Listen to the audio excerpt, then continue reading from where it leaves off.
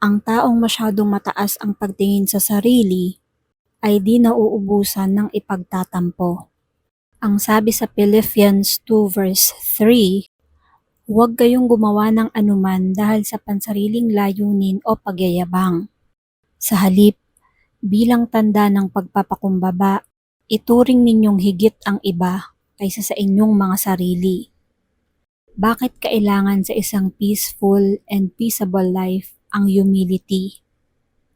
Pag tayo'y mapagmataas, syempre mataas ang tingin natin sa ating sarili. Isa ito sa pinaka hindi magandang ugali ng tao.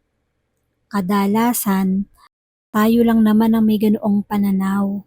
Ang iba ay wala. Mababa ang pagtingin nila sa atin at di kasing taas ng paningin natin. Hindi tayo ngayon tinatrato in an honorable way that we think is equal to our status. Lagi tayong kulang. Lagi tayong magtatampo at lagi tayong magagalit. Kasi you will feel neglected. Minsan may dumating na tao sa isang okasyon o sa church at hindi ikaw ang unang binati, magtatampo ka.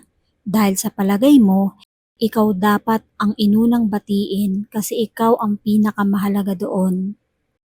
Masyadong mataas ang tingin mo sa iyong sarili. Kung pumunta ka sa isang handaan at hindi ka nalagay sa presidential table, magtatampo ka dahil sa palagay mo, dapat ay nasa presidential table ka. Anong mangyayari kung lahat ay ilalagay doon sa presidential table? Kung sumasali ka sa mga contest at gusto mong lagi kang una, laging ikaw ang nananalo, syempre yun din ang gusto ng iba. Kaya mahihirapan kang maging masaya. Mahirap magkaroon ng kapayapaan ang mga taong mapagmataas, lalo na yung mga mahilig mamintas ng kapwa at manira ng kapwa para maitaas ang kanilang sarili. Hindi naman natin nilalahat at hindi rin naman nating sinasabing laitin natin ang ating sarili at maging trapo tayo at basahan sa buhay ng iba.